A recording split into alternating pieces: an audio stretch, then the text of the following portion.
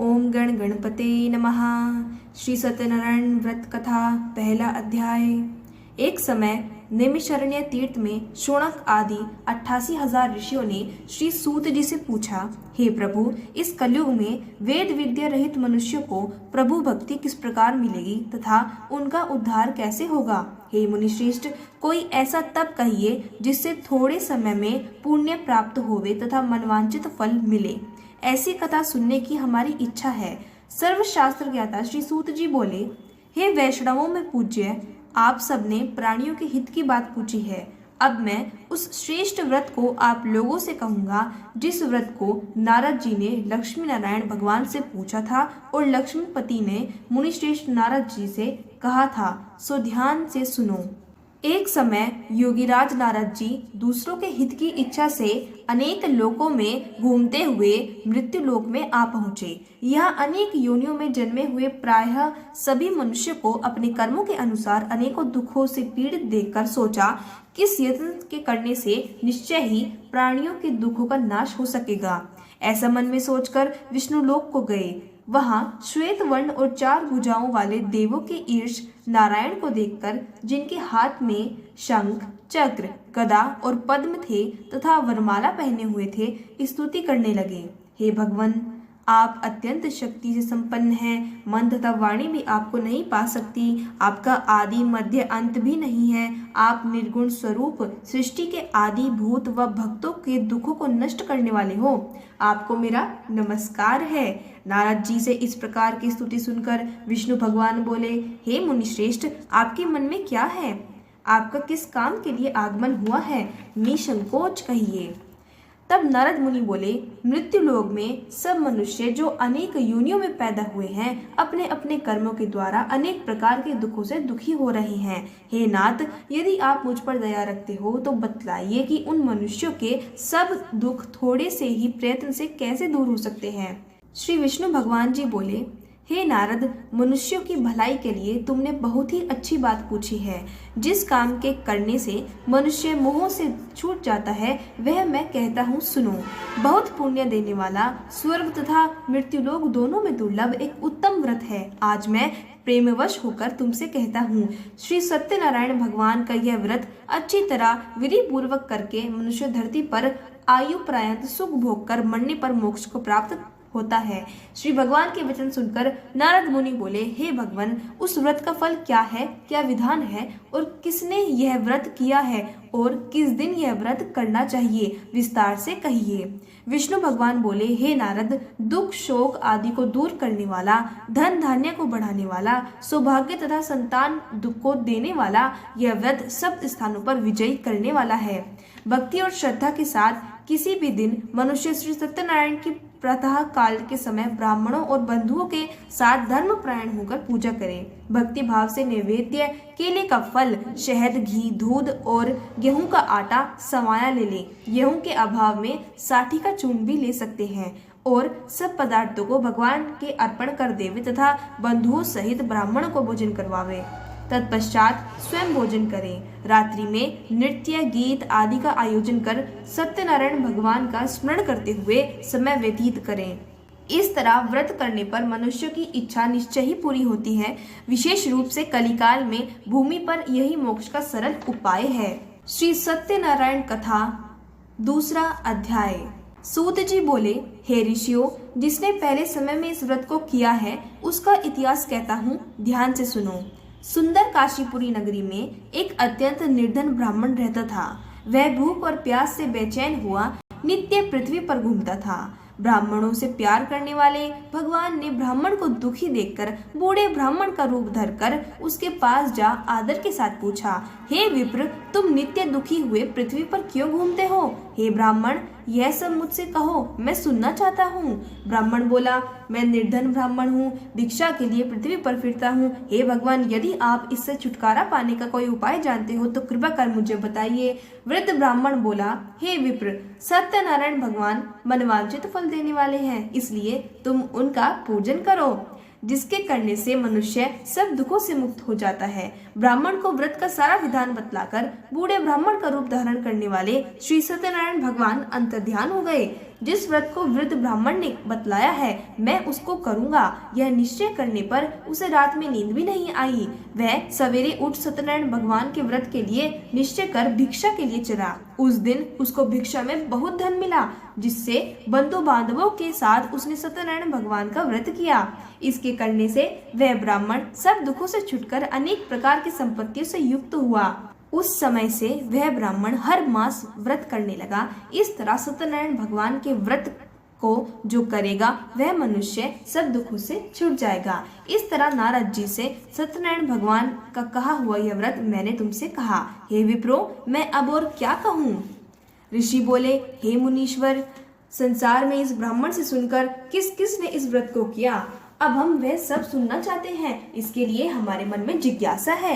सूत जी बोले, हे मुनियों, जिसने इस व्रत को किया है वह सब सुनो। एक समय वह ब्राह्मण धन और ऐश्वर्य के अनुसार बंधु बांधवों के साथ व्रत करने को तैयार हुआ। उसी समय एक लकड़ी बेचने वाला बूढ़ा आदमी आया और बाहर लकड़ियों को रखकर ब्राह्मण के मकान में गया। प्यास से दुखी लकड़हारा उनको व्रत करते देखकर ब्राह्मण को नमस्कार कर कहने लगा, आप यह क्या कर रहे हैं और इसके करने से क्या फल मिलता है? कृपया करके मुझे बताइए। ब्राह्मण ने कहा, सब मनोकामनाओं को पूरा करने वाला यह श्री सत्यनारायण भगवान का व्रत है। इसकी ही कृपा से मेरे यहाँ धन धान्य आदि की वृद्धि हुई है। ब्राह्मण से इस व्रत के बारे में जानकर लकड़हारा बहुत प्रसन्न हुआ। चरणामृत ले और प्रसाद खाने के बाद अपने घर को गया। अगले दिन लकड़हारे ने अपने मन में इस प्रकार का संकल्प किया कि आज गांव में जितनी भी लकड़ी बेचने से जो भी धन मिलेगा उसी से मैं सत्यनारायण देव का उत्तम व्रत करूंगा। यह मन में विचार कर वह बूढ़ा आदमी लकड़ियों अपने सिर पर रखकर जिस नगर में धनवान लोग रहते थे ऐसे सुंदर नगर को गया। उस दिन वहां पर उसे उन लकड़ियों का दाम पहले दिनों से चौगुना मिला। तब वह बूढ़ा लकड़हारा दाम ले और अति प्रसन्न होकर पक्के केले, शक्कर, घी, दूध, दही और गेहूं का चूर्ण इत्यादि सत्यनारायण भगवान के व्रत की कुल सामग्रियों को लेकर अपने घर को गया। फिर उसने अपने भाइयों को बुलाकर विधि के साथ भगवान का पूजन और व्रत किया। उस व्रत के प्रभाव से वह बूढ़ा लकड़हारा धन, पुत्र आदि से युक्त हुआ और संसार के समस्त सुख भोग कर वैकुंठ को चला गया। श्री सत्यनारायण भगवान की जय। श्री सत्यनारायण भगवान व्रत कथा, तीसरा अध्याय। सूत जी बोले, हे श्रेष्ठ मुनियों, अब आगे की कथा कहता हूँ, सुनो। पहले समय में उल्कामुख नाम का एक बुद्धिमान राजा रहता था। वह सत्यवक्ता और जितेंद्रिय था।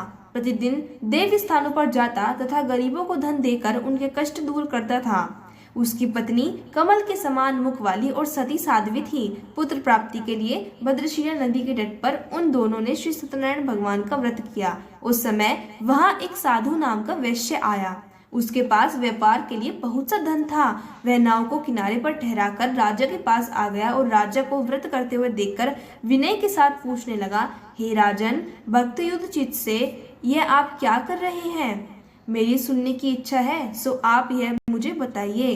राजा बोला, हे वैश्य, आपने अपने बंधुओं के साथ पुत्र आदि की प्राप्ति के लिए यह महाशक्तिशाली श्री सत्यनारायण भगवान का व्रत व पूजन कर रहा हूँ।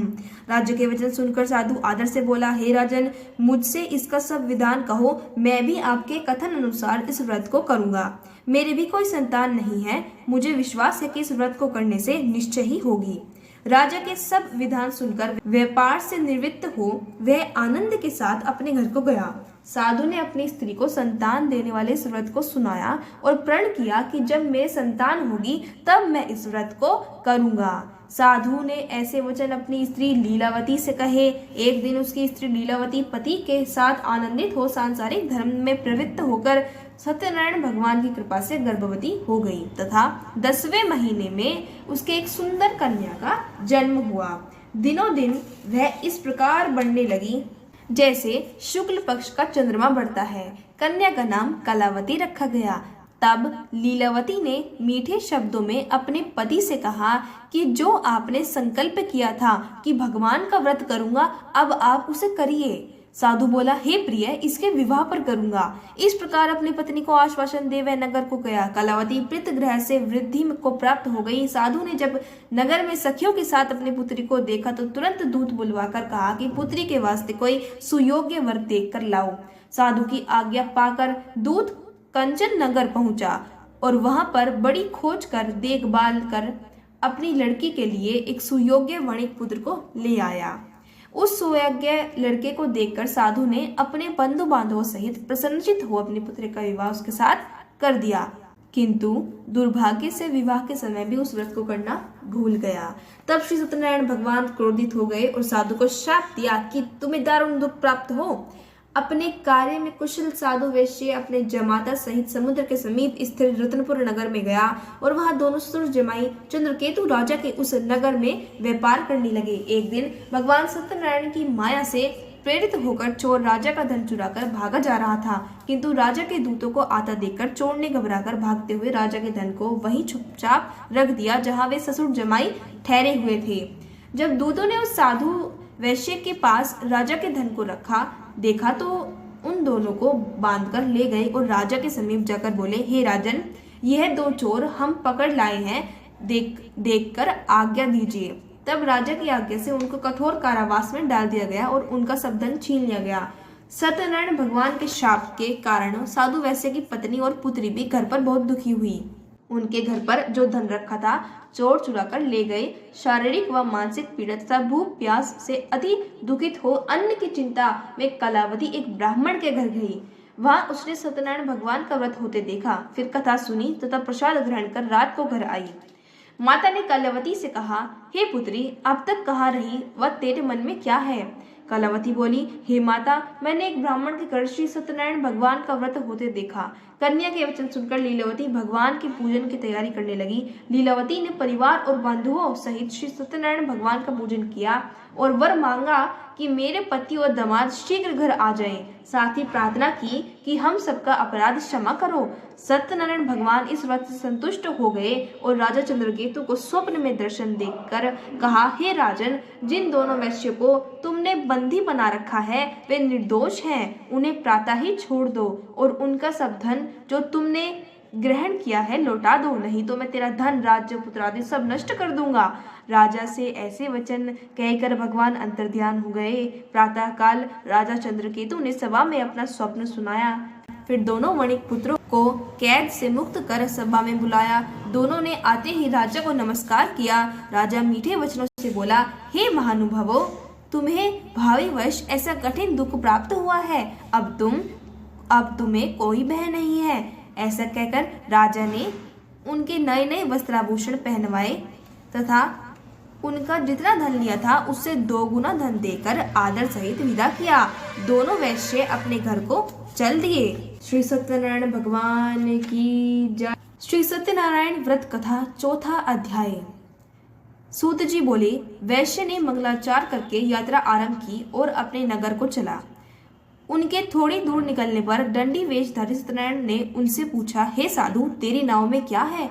अभिमानी वाणिक हंसता हुआ बोला, हे दंडी,